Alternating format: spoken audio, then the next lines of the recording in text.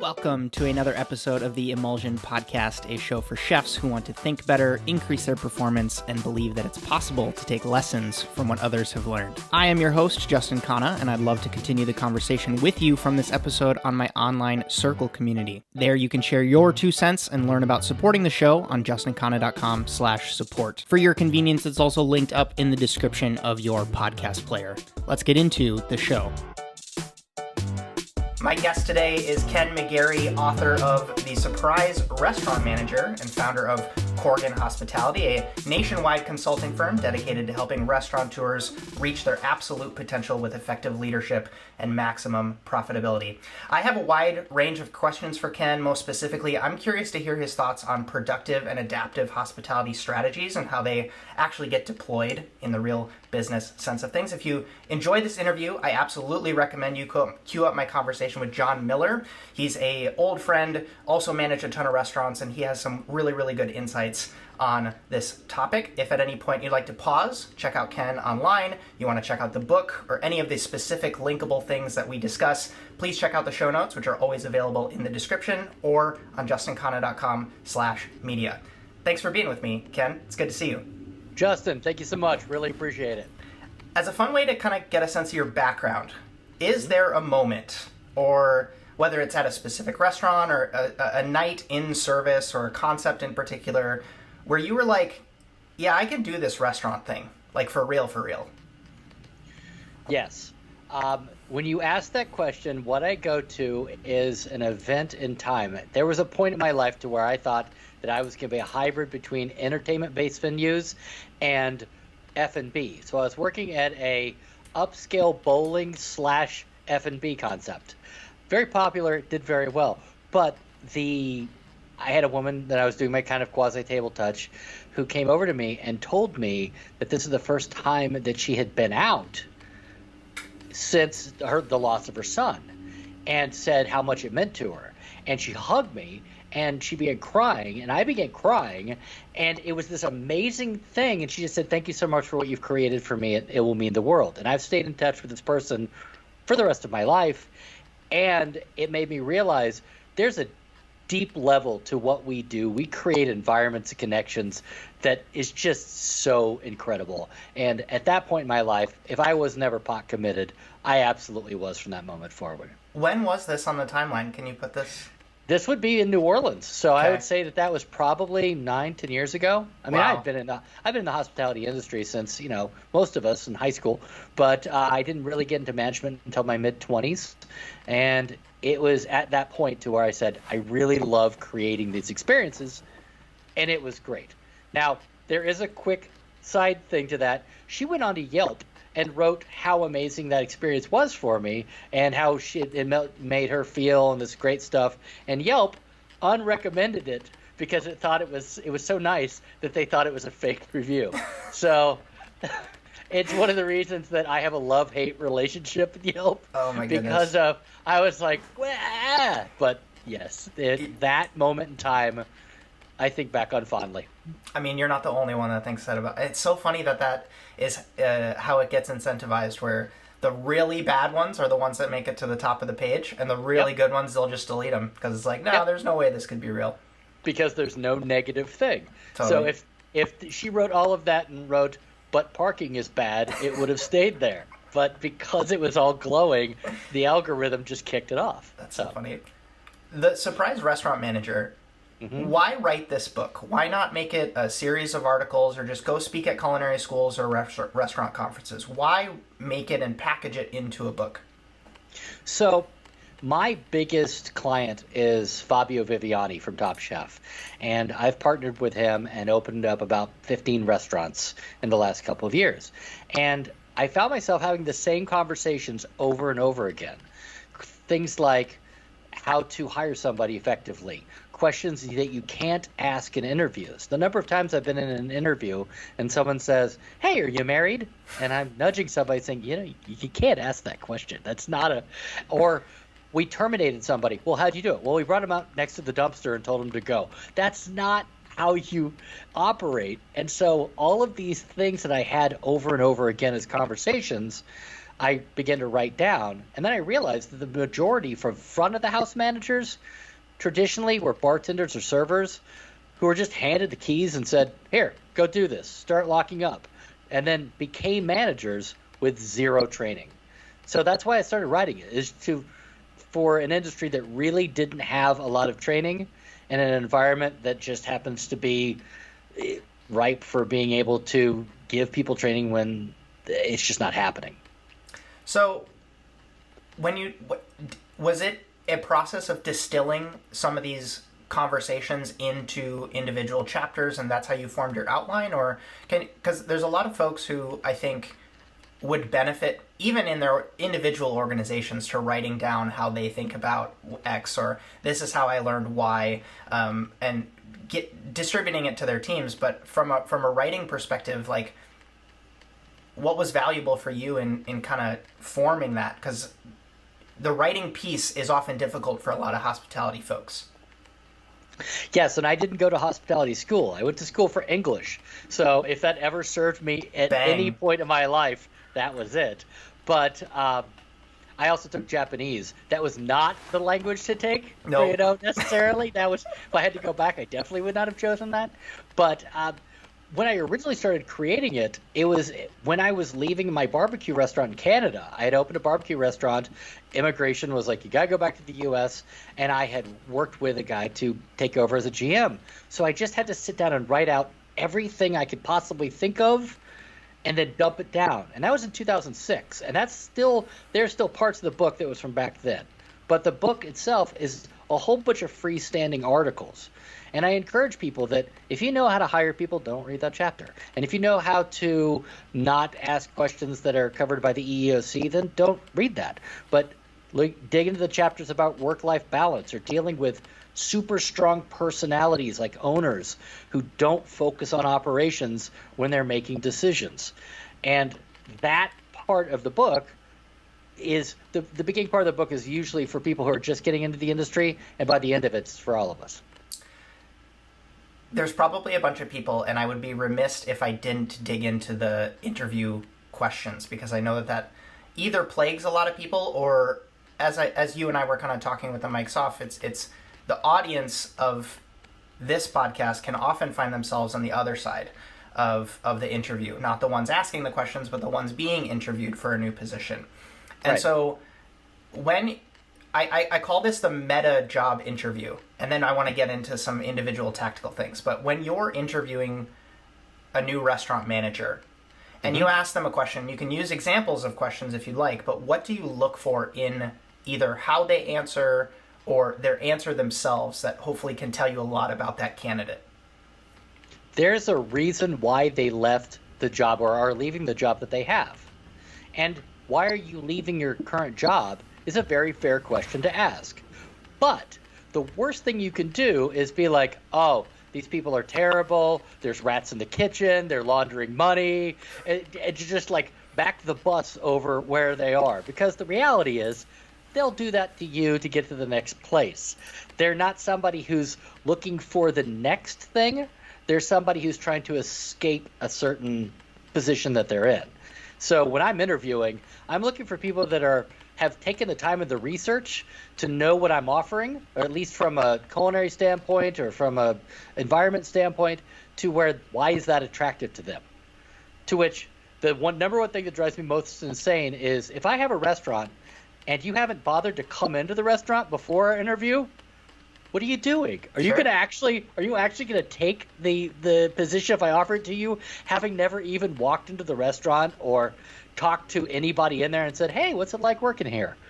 Do your homework before you sit in an interview. And if you show me that you've done that, you'll probably get the job straight out. Well, what an underrated way to get a sense of not just the philosophy, but to be able to see, because an interview environment is in many ways very artificial, right? Like everybody's on a certain type of behavior that isn't exactly the same as if you were to go and just sit at the bar and have a drink and just watch the restaurant go. I don't know, and I want to dig into other tips with interviewing from either a question standpoint or a tips and tricks and strategies thing. what should people be thinking about when they interview or are interviewing other candidates? Well, when being interviewed or are interviewing, it has everything to do with making it a conversation. And I know that that seems cliche, but the reality is you are interviewing them as much as they are you. And if you are interviewing somebody and they make a statement, you have to be able to dig into that statement. For example, you'll see on the resumes, a chef might say, I was able to lower food costs by 3%. And then your response should be, how? I mean, what did you do? Was it portioning it? Was it controlled? Did you adjust the cost? Did you work with different vendors? Or did you just stand outside with a sandwich board waving, come here, eat here? What was your process that got you to that? Because otherwise, it's just an arbitrary number. So people have a tendency in interviews to try to make them congenial and positive and welcoming, but they have to kind of be difficult. It's kind of my same thing with podcasts. I like podcasts that challenge me because it makes me think and come up with solutions instead of just mindlessly talking about my wonderful book. You know, that Totally. sort of thing. Totally. It's that dig in, and don't be afraid to do it. Well, as people write their resumes, then maybe there's something to actually challenging yourself to think about, like, is there a story potentially behind, or is there a conversation thread that if the person interviewing me were to bring this up in the interview, I feel like I can pull on that because I know, because people constantly are thinking, how do I make the 4 to 5 bullet points on my resume to talk about the experience that I had? I get this question all the time, Ken. And so anything else on that? I mean, making it a conversation is absolutely true because there's, you want to have that healthy dynamic in a restaurant, and Sure. Everybody's different, of course, but anything else on interviewing? I think a lot of it has to do with being able to walk into if you are the interviewee, walking into it with an understanding that you are in, for lack of a better term, a power position. They should be just as lucky to have you as you would be to work for them. And making that conversation be something that you are, so if you did lower your cost by 3%, trumpet how you're able to do that. Talk about what developments and strengths that you bring, not just the technical aspects or the degrees that you might have, but who you are as a person and how that's going to translate to this business. But most importantly, taking an active role in the conversation. Because if all you're doing is sitting back and answering, it's a complete one-sided conversation.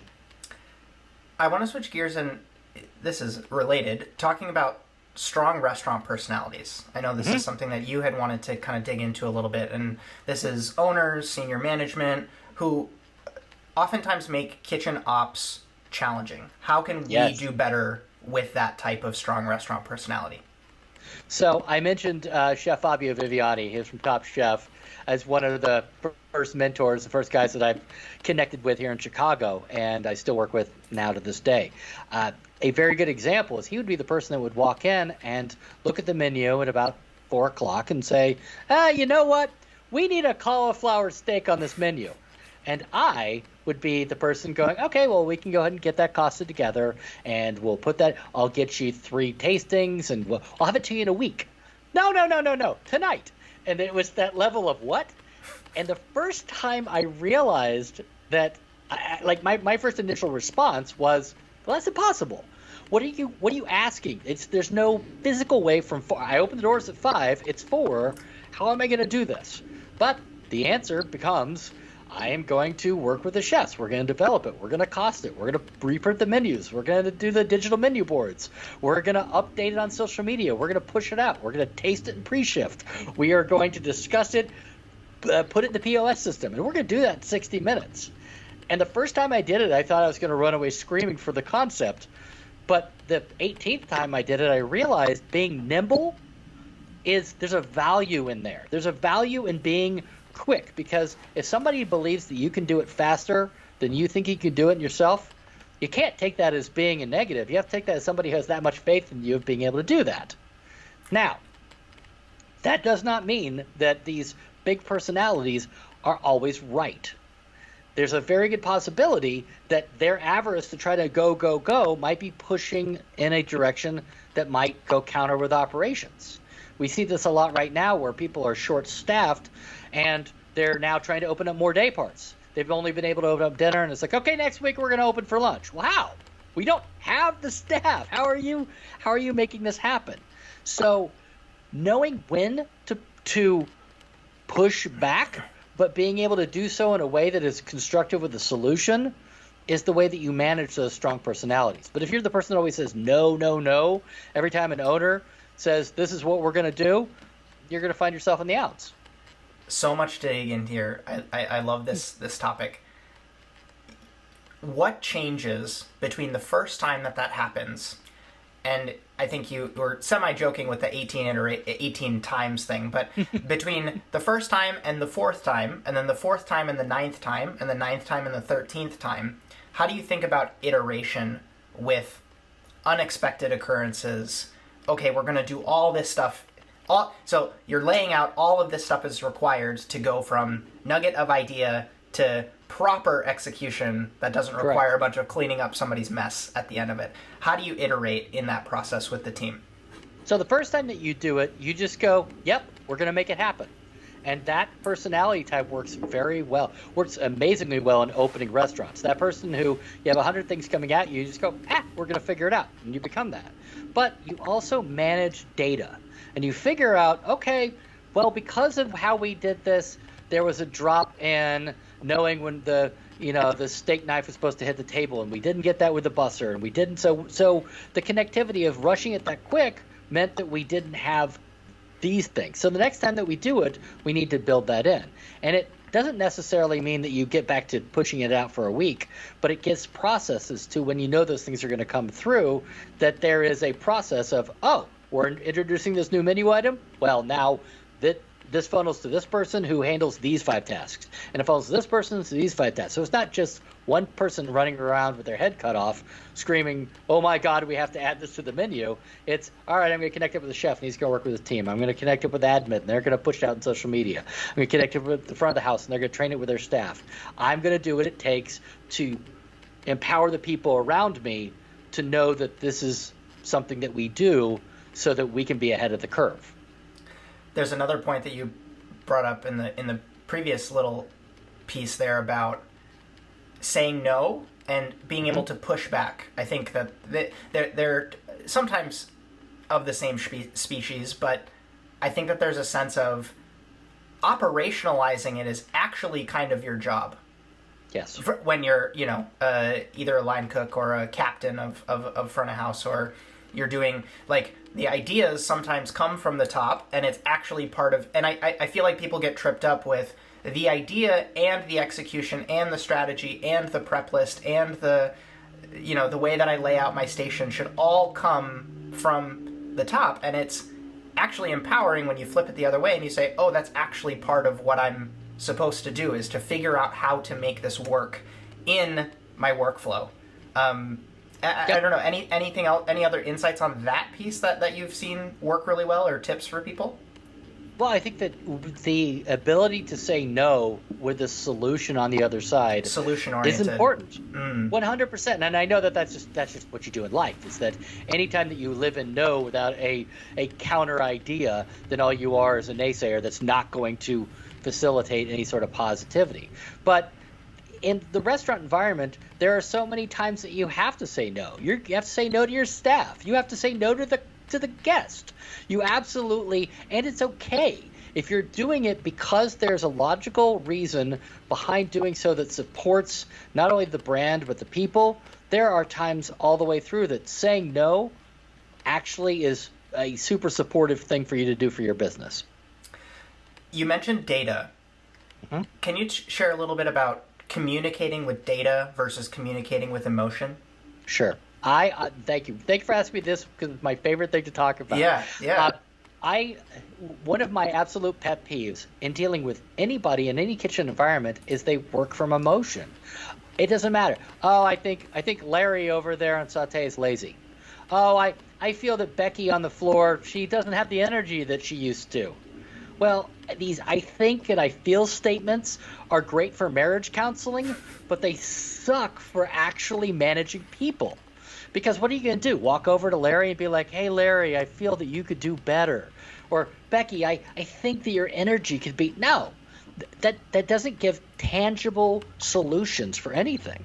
Because part of being able to truly manage, whether front of the house or back of the house, is putting the correct people in the places that they need to be. So from a front of the house example, you'll have somebody who can handle a 4-table section, and then you have another person that can only handle a 2-table section.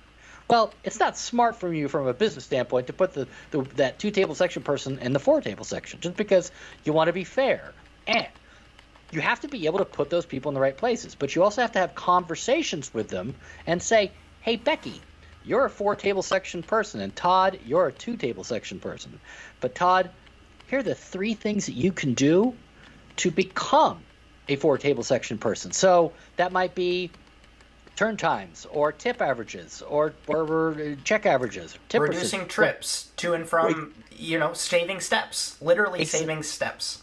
Exactly. All the things that you can do, and even more so in the back of the house, where it's a measurable. How long is it taking for you to execute the items? What does your kitchen station look like? What are the measurable things? So instead of saying to somebody, "Hey, Larry, I really feel like you're doing a bad job," you talk to Larry about the 3 deficits and how he can improve based on data. But too many of us just live in emotion, and that's not the way to manage anybody. Well, how much does doing that then actually positively affect that person's emotion, which then leads them to be more motivated, which then makes it more likely that they'll follow the path to get to A to B. I really, really love that.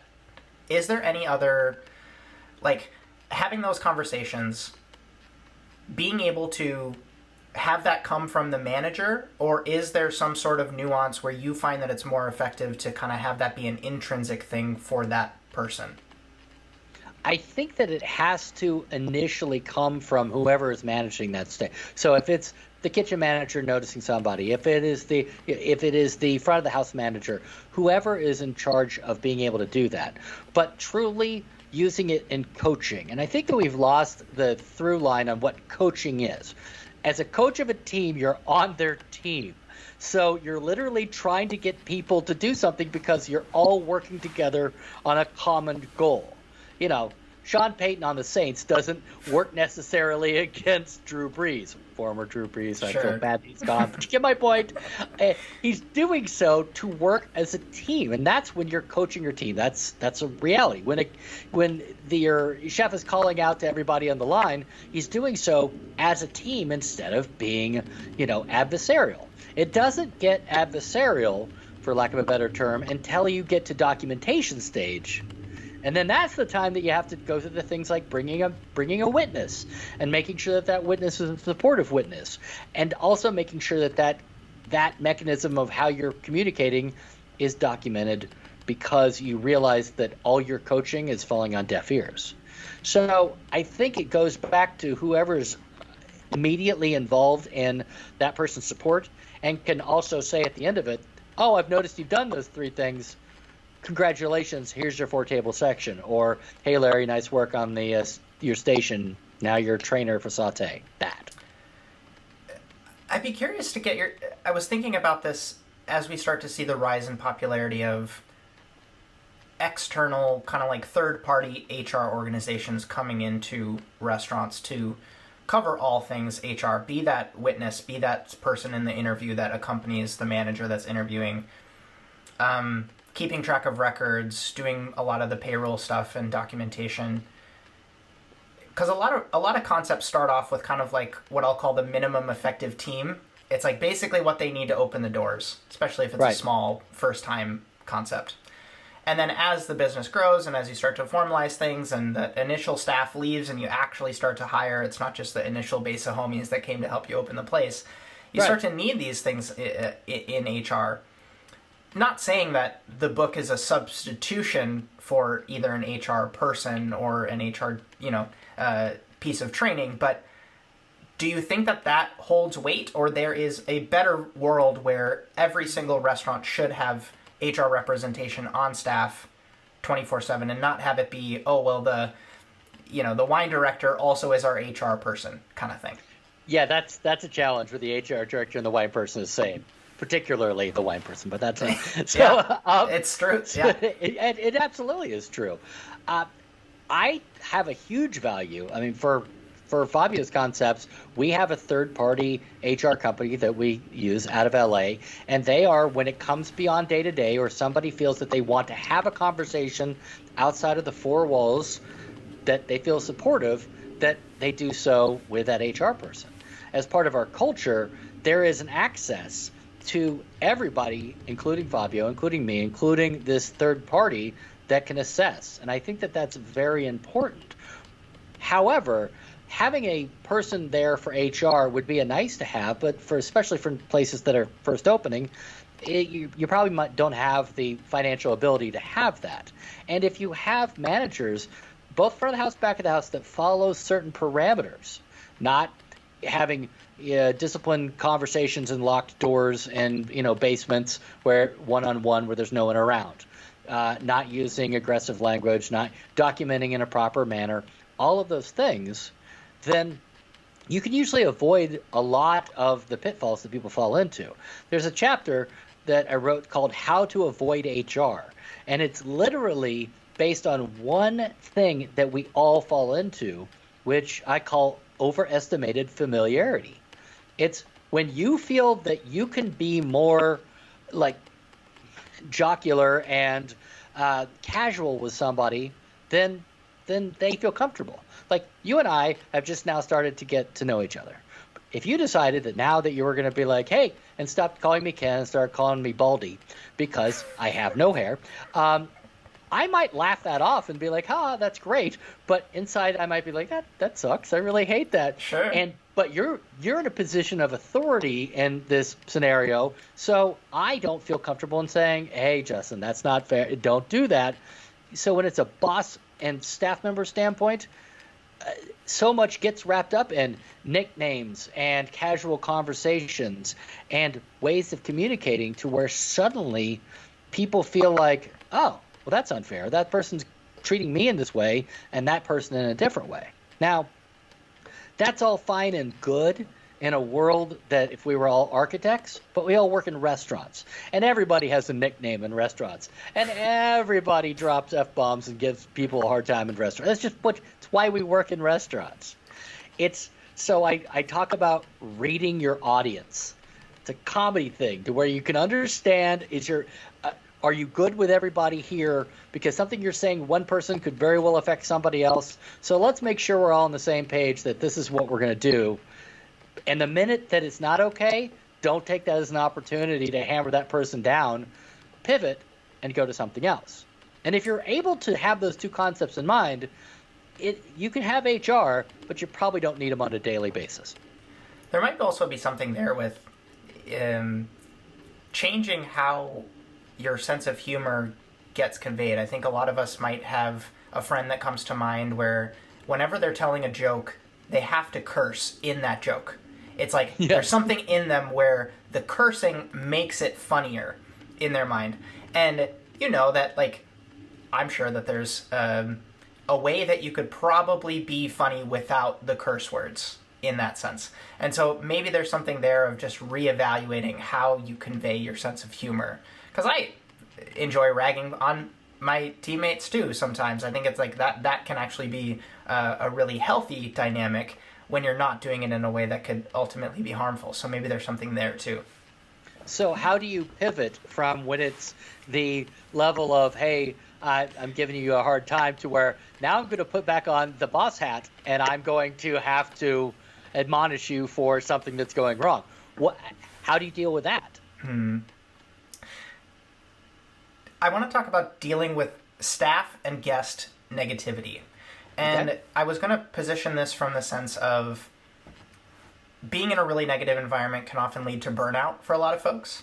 Sure. And you write about avoiding burnout. Is there anything that people can keep in mind if they find themselves in a negative environment right now, or they've had a, pretty rough string of negative guest interactions and they're really feeling down?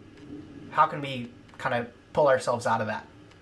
Well, I mean, yes, there are definitely a lot of negative reactions. People coming out with what I call 2019 expectations, to where they're expecting their level of the amount of time it takes to get a drink or food or whatever, or the amount of staff to be like it used to be. But, I'm often reminded that it wasn't even easy in 2019 to find staff. So it's not like, yes, it's harder now, but it's always been kind of hard. And that being said, the challenge with negativity is that people internalize this personally. And I can only speak from a front of the house manager standpoint on this one, but you have people who take it personally that your steak was overcooked. And their response, is typically when they come from an elevated response, you have to understand that negativity. And there's a difference between, hey, I wanted to check and see how our steak was and if it was prepared to your liking, and they're like, it's a little underdone. Then, oh, thank you so much for letting me know. That's not negativity. That's feedback, and that's appreciated, and that's fine. I'm talking about the person who's like, I'm not going to pay for this, and I hate this, and I wouldn't feed this to my dog. That person. And you get those people several times a night. And because of that, it's very easy to start getting defensive because you're wanting to defend the brand, or disconnected to where you're like, yeah, I don't care, whatever, she's going to complain, I don't care about her. But only way that you'll ever survive negativity is to understand why people are negative. You have to kind of take a couple steps back. Someone's screaming about their steak. They're screaming about it because of maybe they're sticker shock. They didn't realize that the 28-day ribeye is going to be $85. Maybe it's an important date. Maybe there's a reason behind it that this was so important. But more importantly, they've gotten to a headspace to where they feel like that they were probably targeted. It's like they had that steak. Purposely, it's them. And they feel completely out of control. And the more people are elevated, the more they're showing that they're completely out of control. And when you see that, your only response when you take that second step back is compassion and kind of pity. Because if somebody is that angry and that elevated about their dining experience, it probably means that they're really insecure, and I feel bad for them. So my response is, it's okay. It's gonna be fine. We're gonna get you fed. Don't you worry about it. Forget this steak. Throw this steak away. Let's try this again. We're fine. Because that's genuine, and it's also treating them kind of like they're 5, which is, it's okay. You're gonna be fine. Because if they're that angry, the worst thing you could do is suck in that and try to meet it with equal aggression. That's how you see people burn out. You're preaching, because I teach this to chefs as well, from the sense of not taking things personally. I think it's super underrated from the sense of, chef passes back the 4 plates that you just plated up and they say, plate it again. You know what I mean? That's not an attack on you, Ken, the person. It is just, it needs to be done in a different way. And there was another piece that I was reading the other day. Anger is not an emotion, from the sense of, like, people get angry. You get angry because you're feeling, like you're saying, insecure. You get angry because you're feeling like you have some mismanaged expectations or sticker shock or sad at something that your boss said to you, and then you're bringing that into the dinner that you then unleash on the restaurant staff. Correct. There's always something underlying the anger, which I think is really, really an interesting concept for people to think about.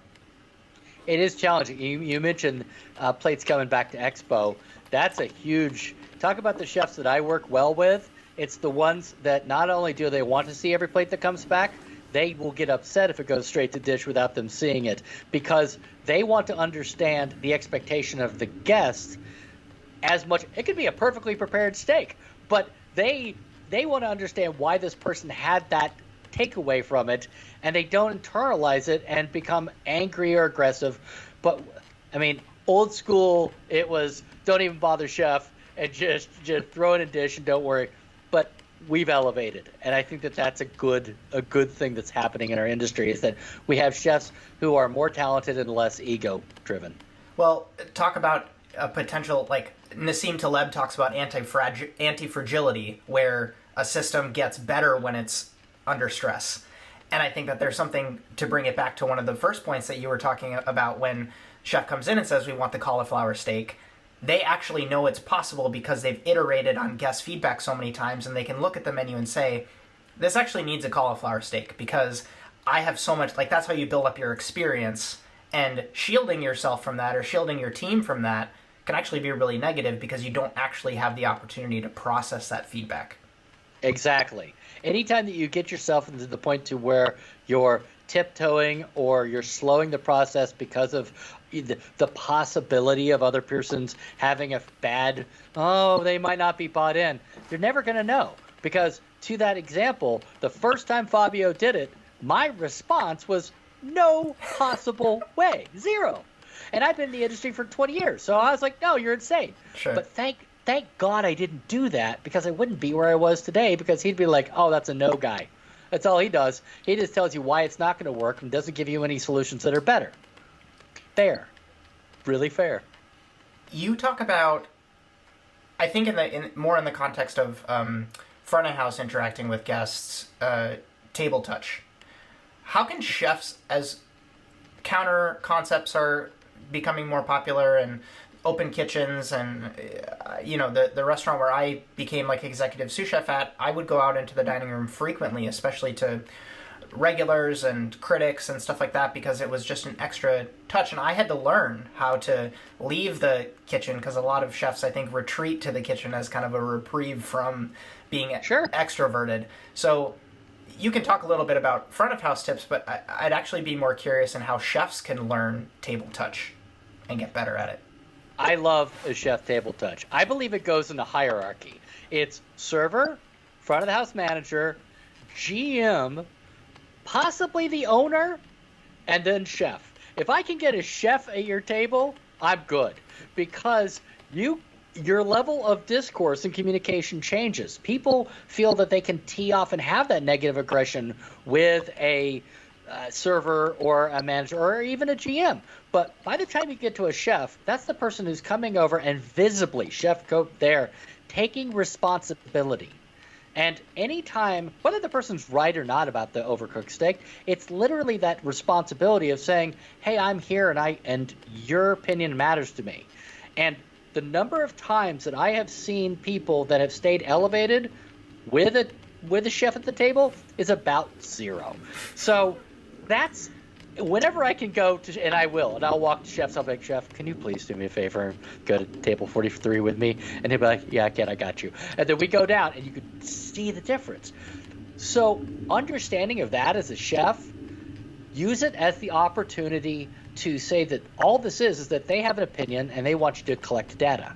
So it's not a falling on the sword from Michelle, I'm so sorry and we're terrible and you're great. It's, you obviously have an expectation and we missed the mark, and I would really love your feedback so that we can take this to improve. We take this seriously and I really want to hear from you. And in doing that and then letting them talk and truly having a conversation with them for a minute is going to make them feel heard. Because that's the whole reason why people leave negative reviews anyway, is that they didn't think anybody cared about them in the restaurant. If a chef is at your table, the middleman's gone.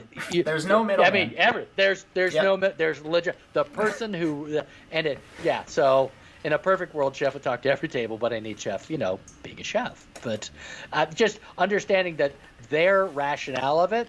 A GM goes to the table, or a front of the house manager goes to the table, trying to figure out, how can I minimize this? How can I fix this? How can I maneuver them past this so they'll come back for another experience? Chef is, hey, let's just talk about it. I just want to hear what you're thinking. And I think that the value of that is amazing. One thing that really helped me as I was trying to get more comfortable with table touch in this context, I think, is asking for feedback even when it's not negative. Like going to present the next dish. I know that I don't technically need to, but I'm going to go to table 13 and I'm going to give them their next course. And really kind of building up that muscle was really helpful for me, because if the only time that you interact with guests in the dining room happens to be in negative situations where you're trying to diffuse something, or you're trying to, like you said, respond to feedback in the moment, it can often cause this really negative kind of like Pavlovian relationship with like, hey, chef, we needed to come out into the dining room. You're like, ah, fuck. You know, right, yeah. It's like everyone sees him come out. They're like, oh, damn. No, here we go. Something's But if it wrong becomes here. this regular thing where you're always kind of like wanting to check in on people and you're just kind of like taking, you know, a couple minutes between turns and talking to tables as they're kind of getting towards the end of their meal, I think that can be really valuable for folks. I do that too, and I mean, and not just Fabio is a celebrity chef, so people want to see Fabio at their table. But when I work with chefs that are not on TV, just straightforward, super awesome chefs, I often, whenever I have that table that I can see that they're clicked on, the lights on, we've got them, they love it. I do the same thing. I'm like, chef, could you come over to table 43 and let's, they're having a great experience because all they're doing is talk about how great it is, and that I love. I just did this recently in one of our concepts in Memphis, and it wasn't a standard. I just happened to have been there at the time, and they were just raving about it, and I pulled Chef over, and he was the exec sous, and he was running the floor for brunch, and I said to him, hey, table 15 really loves it. Could you mind talking? And he was like, and then he went out for like 5 minutes, and they told him how great he was, and then he went back into the kitchen, the hot-ass kitchen with 200 plates going, and it was better for him because he was like, oh, shit, because that's the one thing chefs never get to really do, and especially everybody in the line never gets to see what I see. It's beneficial for me, and I am in a very advantageous situation because I get to walk around and 95% of the time be told how great I am and how great this restaurant is, how great the food is. That's the majority of what I do. I talk to people, and they say how amazing it is, and they don't have that. Your person in the line doesn't have the ability to walk around and go, oh, damn, people really love it. And I kind of wish they did, because it would really give them that feeling of, yeah, all right, this is worth it. Look at all these happy, smiley people. So anytime I can get somebody back in the house to come in the front, I'm loving. Are you and I in agreement that there should not be such a harsh line between front of house and back of house? Am I accurate in kind of saying that? I mean, I've spent my entire life trying to figure out how to break that down. I wasn't going to lead into this question if you thought the other way, or if there was a different underlying philosophy. Okay, cool. It's a chasm. There's no doubt. Cool, yeah. Cool. And I lead with that because I think that there's elements of, you bring the finished fish dish from table 23 back into the kitchen, and even just a quick shout out to the line cook of saying so you're the server, you got feedback, conveying that to the person who prepared the dish goes an incredibly long way. That's how front of house can kind of extend an olive branch to the kitchen in a way. And then I think on the other side of things, we had a lot of success in having maybe once a quarter, twice a year, having individual front of house folks come and spend a day or a half day in the kitchen and just cooking with the line cook team, because it gives them a better sense of how does the kitchen operate, how do sauces get made, how does you take it from a case of cauliflower or fennel into a puree for the chicken main course, and they both go such a really long way. Does anything else kind of stand out as kind of individual tactical practices that people can start next week in their restaurant jobs to meld that? I don't know if melding is the right. It sounds super basic, but it's day one of training whenever we open a new restaurant. We have everybody in here, and we all do the hello, and we do the icebreaker, front of the house, back of the house. Well, everyone says their name and all this other stuff, and then I will hold up the wine list, and then I'll hold up everybody in the room, and I'll say, okay, by the end of the week, which is it more important for you to know, every wine on the wine list or every single person in this room? Because nothing drives me more insane than if you have to go back to the middle of the service and ask for more more forks from dish, and you don't know his name or her name, you shouldn't be in the restaurant. The fact that the line for front of the house is this just nameless bunch of people that they have no interaction with, and they don't even bother to know their name, is annoying and horrible. And just something as simple as that, being able to know and have a connection with all of those from both sides, is really, really a start. It's a very basic beginning. But anything that you can continue to do from that, I'm a big believer in team building. I'm a big believer in bringing everyone into pre-shifts. I'm a big believer in having communications where everybody is associated, but just starting by knowing who's that prep person who's making your pasta at 5 a.m. every morning. That person. The last chef that I worked for would come into the private dining room, because we would often eat staff meal in the private dining room, and he would sometimes see the thing that you see at like just cocktail parties where all the men go to talk to each other and all the women go and talk to each other. And it would happen with front of house, back of house. So it would be all the front of house people on one side of the table, all the back house, the kitchen team on the other side. And he'd be like, everybody play musical chairs. Everybody get up and move chairs and intersperse yourselves amongst each other. Because it's like, sometimes, especially if it's like there's a lot of new hires that came on, or sometimes it can be the reverse. It's like there's people have been on the team for so long that there's just kind of like the gravity of things have just over time kind of pulled things into separate directions, and people don't feel comfortable with that. And so forcing that, in as kind of a way as you can often lead to really positive team dynamics.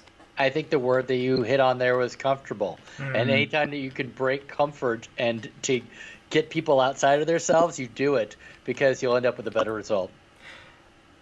Last question before we get into some rapid fire ones. You talk about restaurant professional success. Mm-hmm. And, individual restaurant successes can often be defined with revenue numbers or number of locations or how many guests you go through in a weekend.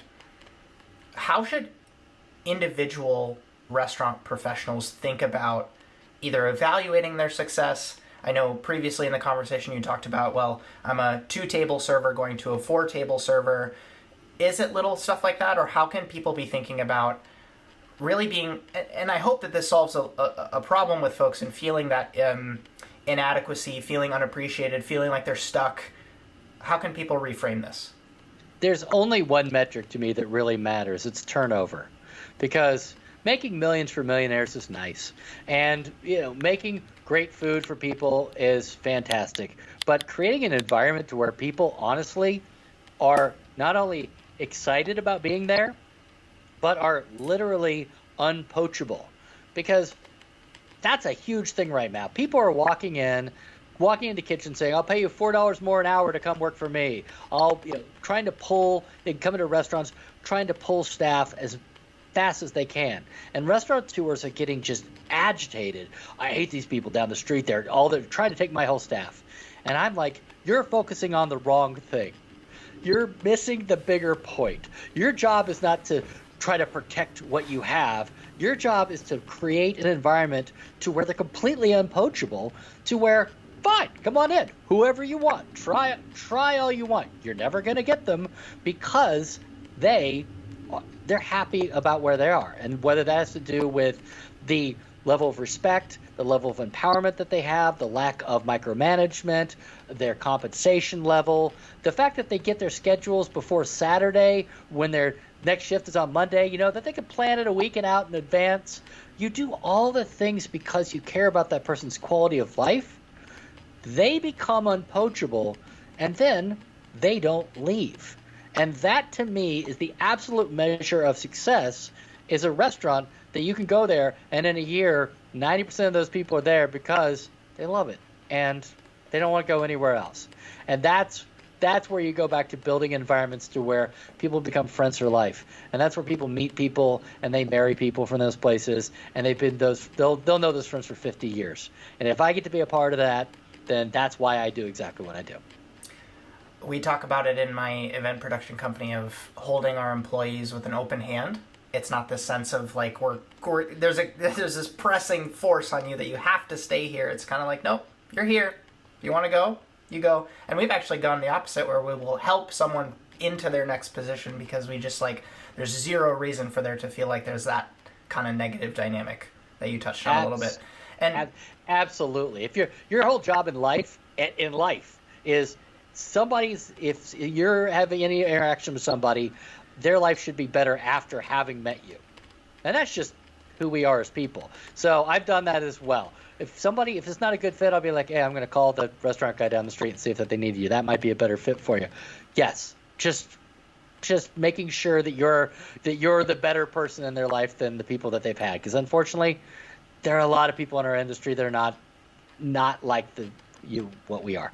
And maybe to touch on a previous point about taking things personally, it's not always coming from a place of, it sometimes comes from insecurity, like feeling that you have to be overbearing and make people feel guilty about wanting more stuff. It's comes often from a negative place. And so when you feel prepared, you have some confidence, you feel like you're organized, all this stuff, it can often mitigate that feeling of kind of like, oh, well, we need to pressure people into showing up next week because whatever.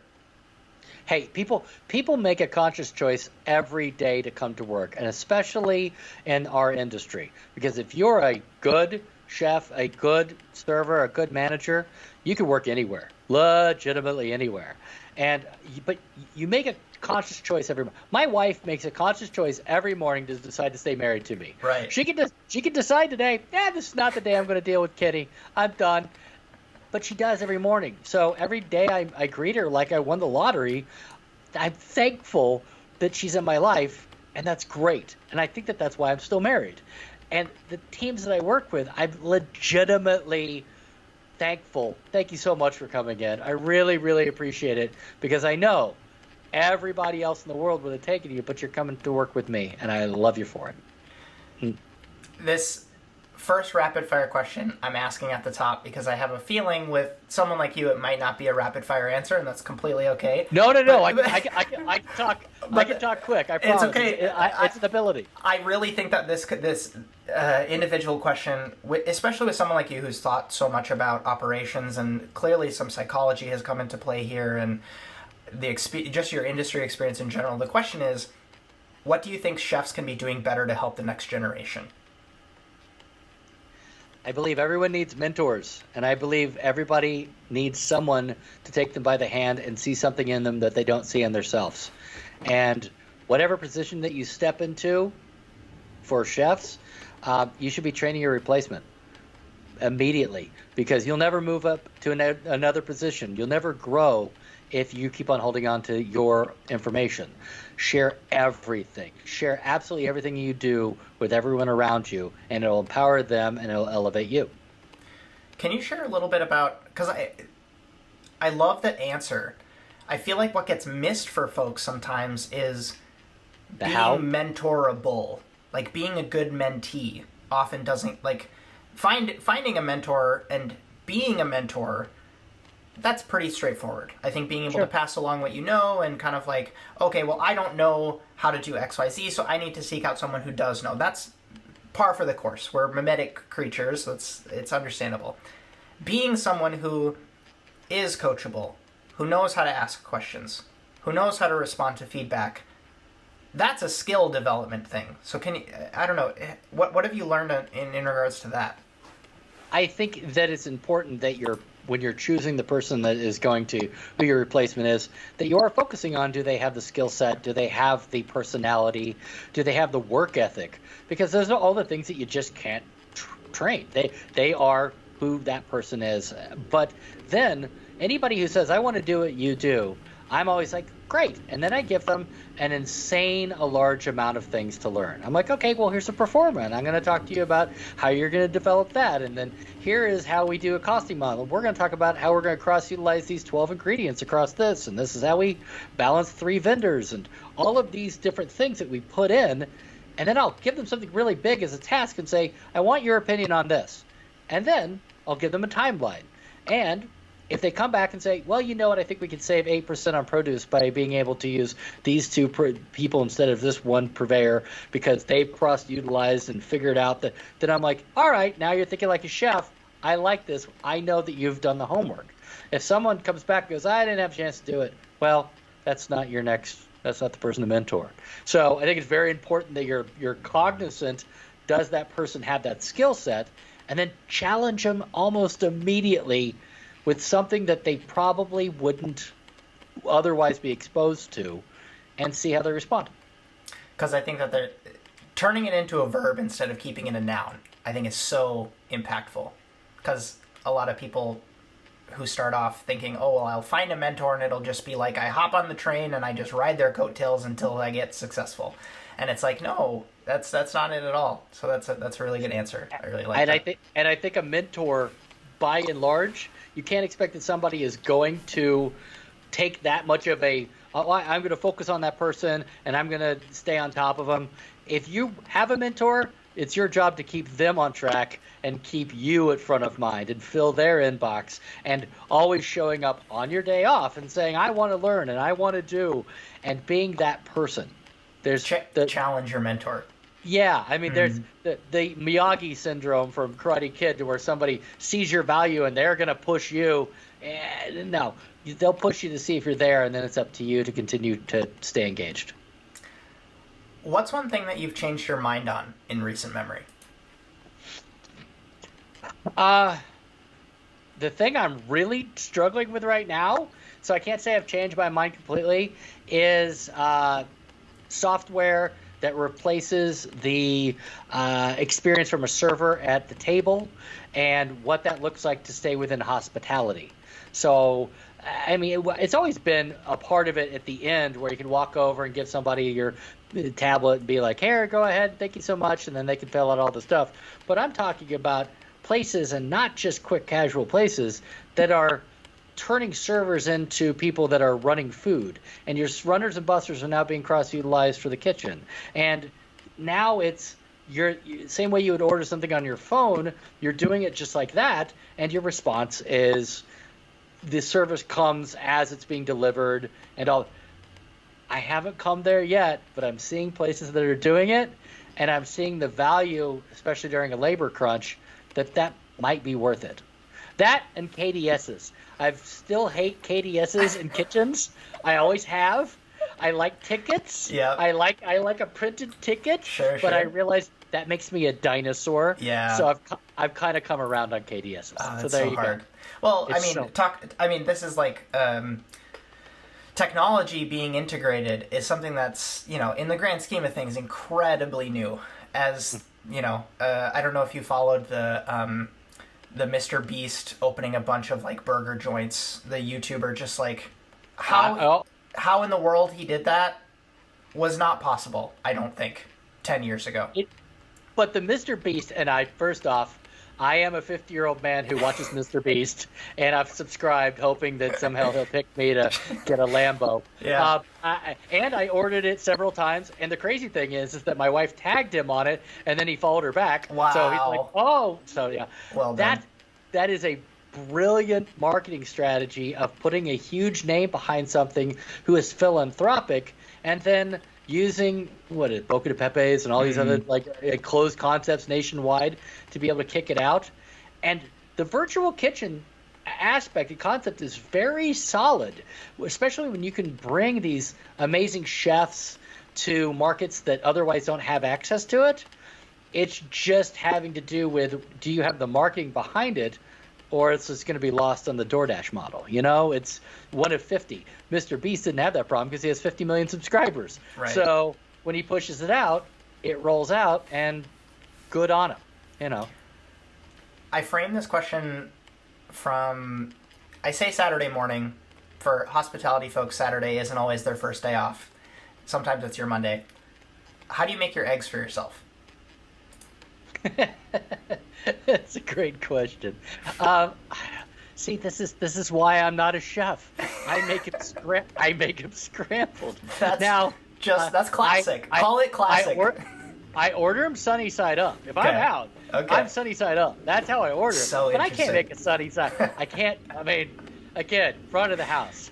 Like, yep. I just crack 3 eggs in, and then I just mix it up. There's no milk, there's no cheese, it's just that. And the only thing that I'm ever good at is I can crack an egg with one hand. Boom. And I taught myself that many years ago, and I figured that's my one good thing, is I can crack it with one hand. But otherwise, scrambled, embarrassingly so. You mentioned the bourbon. There's some guitar music in your life. Yeah.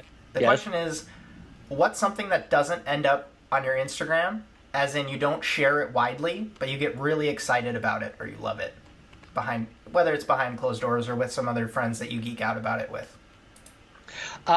Brisket. Weirdly enough, I'm obsessive about brisket. And I got in trouble for admitting this on another podcast, but I'll do it again. My mom used to make brisket as a kid, Okay. and she used to put it in a crock pot.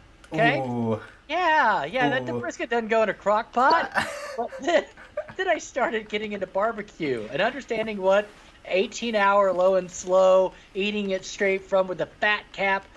I'm obsessive about brisket. And anywhere I go, I have to go order brisket. So I don't put it on all the time on my social media, Ken eating brisket, but I 100% if it's available, will always order it fatty and see who has the best. Have you hit a place yet where you're like, okay, this is top contender. This is And I mean, so Snow's in Lexington, Texas is ridiculous. I mean, all of the best stuff for me comes out of Texas because there's no sauce and it's all just big fatty.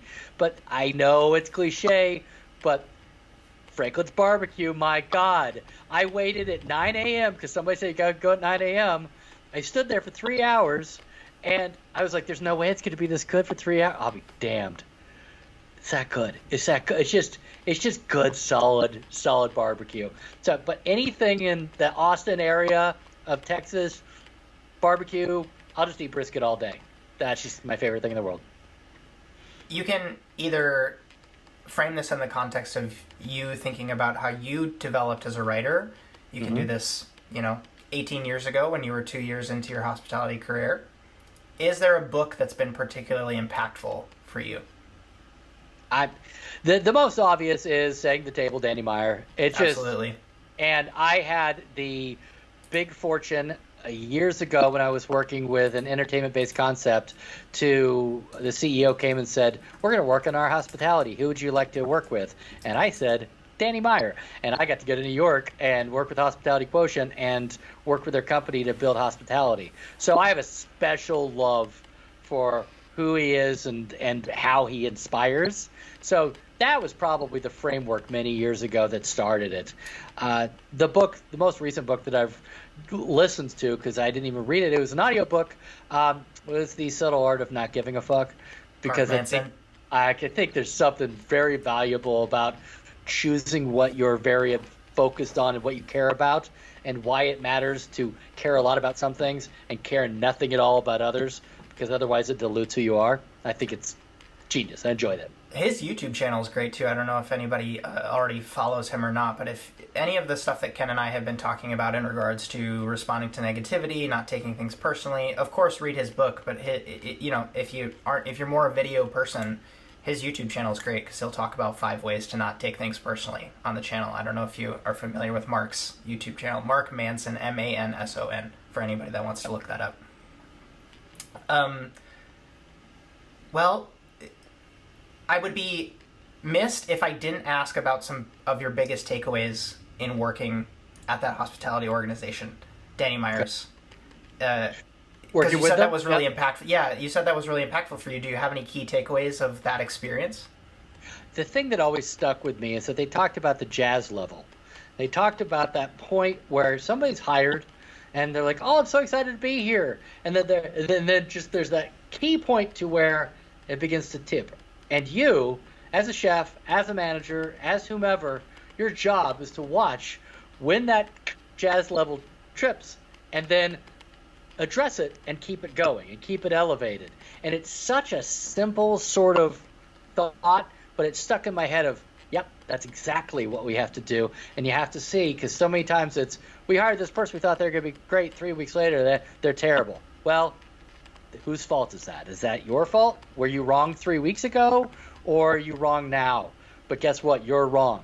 And that aspect of taking ownership, I always loved, and I just carry that with me every day.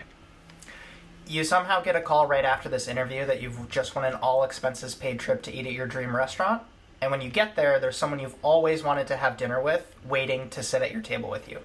What is that restaurant, and who is that person? Okay. It's my answer is lame because I would go back to a place that I loved, and I don't think it could ever be recreated. And I would go back.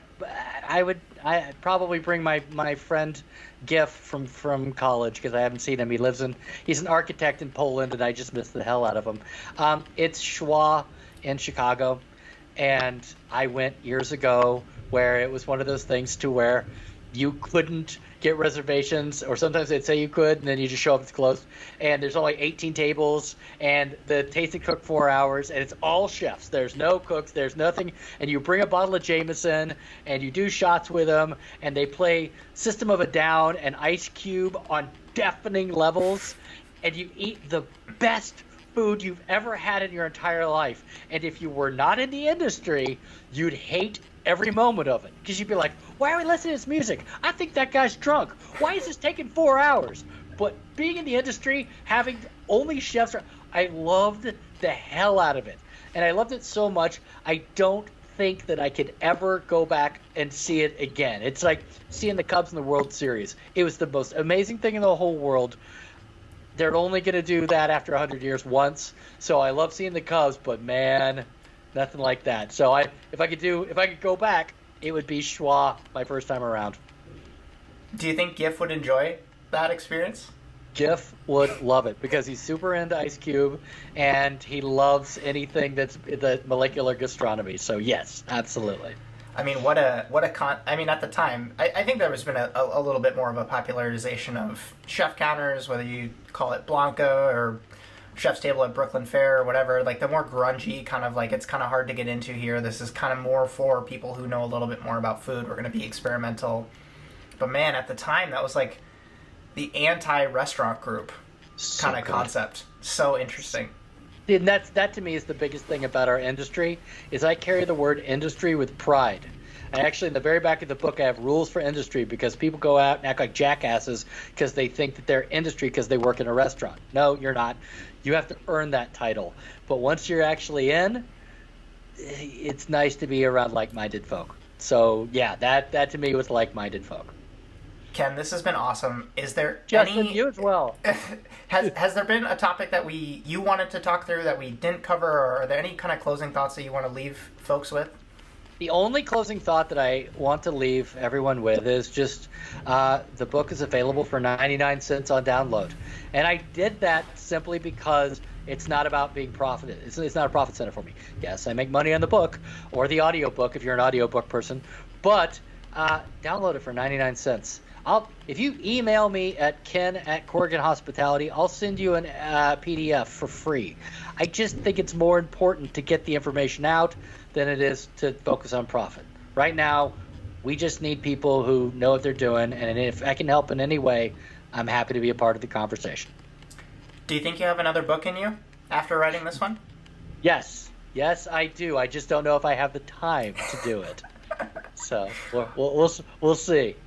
My family's from the Midwest, so we'll have to connect next time I'm in Chicago. I would love that. I'd love to meet in person. Cool. That'd be amazing. Thanks again for coming on the show. Thanks, Justin. What's up? Justin here again. Because, I mean, if you're still listening, you didn't not like this episode, right? And if that's the case, I'd like to think that you'd get value from the other work that I share here online. It's all focused on helping chefs and hospitality professionals perform better. If you don't have a lot of time, the best place to start is with the email newsletter that I write every single week called the 80/20 Edge. That's where I share knowledge on sharpening your skills, asymmetric upside, and exploring the industry beyond the status quo. And I say it saves time because I include all of the content that I publish that week all in one place as kind of a weekly digest of sorts. Next up, you should check out my YouTube channel for gear reviews, clips from podcasts just like this one, and documented experiences from some of the best restaurants in the world. And lastly, if you'd like to learn about my intense cohort-based professional development focused course, get coaching from me to help you make your next move, or just support the show, you can check out justinkhanna.com/support. And if you do support this show already, that's greatly appreciated. Thank you. Finally, it really does help to share a review of this show on Apple Podcasts to help the podcast universe know that people like us like shows like this. And until the next episode, my name is Justin Khanna, and I hope you have a good one.